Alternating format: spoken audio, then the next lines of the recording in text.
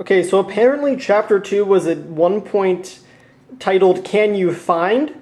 But this was scribbled out and replaced with the word Mary.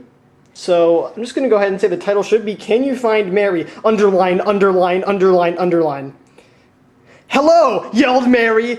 I am lost and don't know my way around here. Where is here? The market where she got the milk, or the milk from the person's house that she clearly has stolen it from?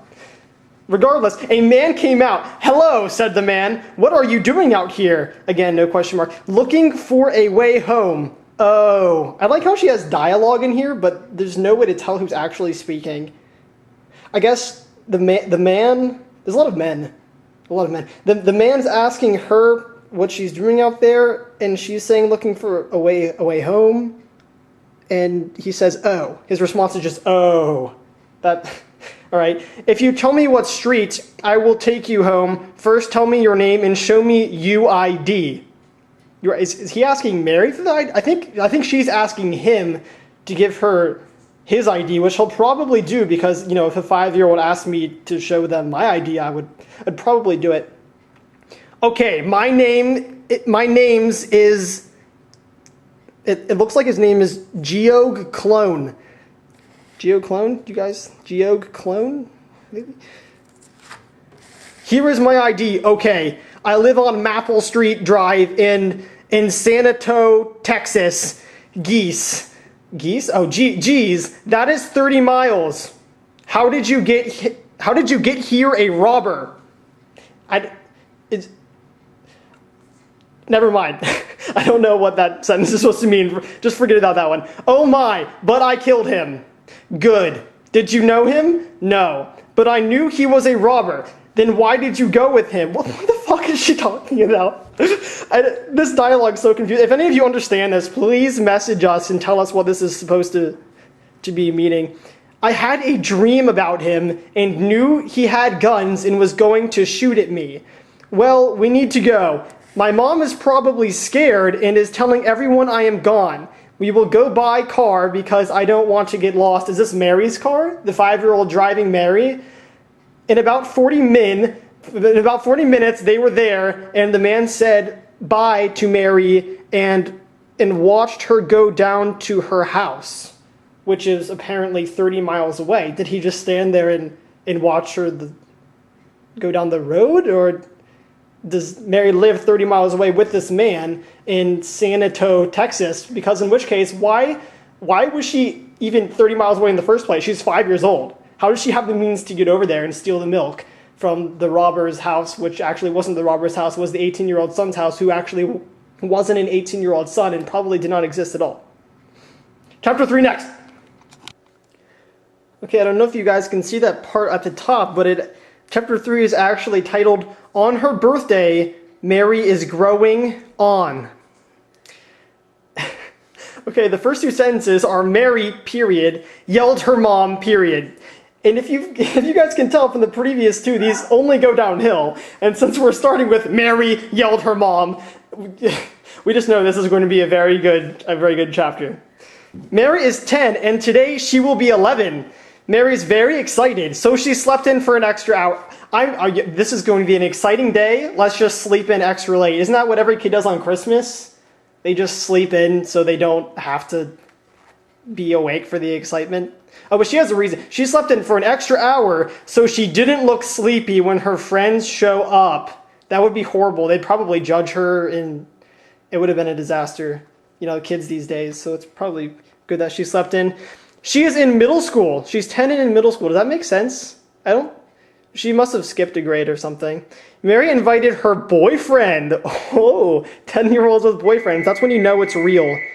And my phone's ringing, so I'm going to go now.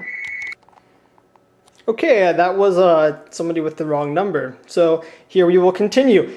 Mary invited her boyfriend, and for her birth, she was going putt-putt golfing. She loved putt-putt golfing. It was her favorite activity. Oh, wait, excuse me. It was her favorite actually. Let me go with actually. When her friends came, she grabbed the cake and left. There was no mentioning of this cake beforehand, but it is the cake, so it is her birthday, so she probably does have a birthday cake. I'll give her some credit there. She invited 6 people from her class.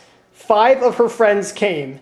So does this mean that she invited 6 people, but only 5 of them came? Or is this implying that all 6 of the people from her class came and her 5 friends could not have been in her class, because everybody knows people in your class and your friends are mutually exclusive? But the next sentence says that she had over 20 presents. So assuming that she did only have 5 friends, that's 4 presents a friend. Those are some very generous friends. We'll just go with that. She couldn't wait, so she asked if she could open presents when they got there. Incorrect there, by the way. So she asked if they could open presents when they got there, and her mom said yes. Yeah, right, that's how you know the story is completely false, because no mother would ever let their kid do that. When they got there, she opened the one she got from her boyfriend first, and he gave her $100. Kid is loaded at age 10, damn. And a chocolate rose. Wow, that's very sweet. She said, I will save the rest for later. Is she eating a small bit of the chocolate rose now and saving the rest of it for later? Or is there just... The presents are for later. Oh, okay, so she opened one present. Laura just told me the presents are for later. She opened one of her 20 presents, and I guess she was satisfied, and she didn't need the other 19. So they were on a team. In case you guys have forgotten, because I pretty much did, they are golfing, and she's now on a team with her boyfriend. She got to pick teams, and she said 4 teams, 2 people per team, with one team had 3.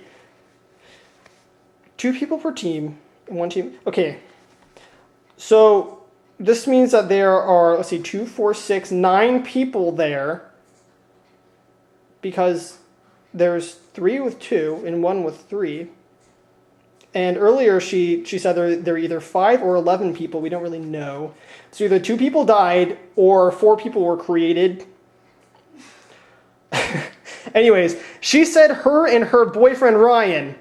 She just declared this. She just stood up and said, her and her boyfriend Ryan. I guess she's just reiterating the fact that they're on a team.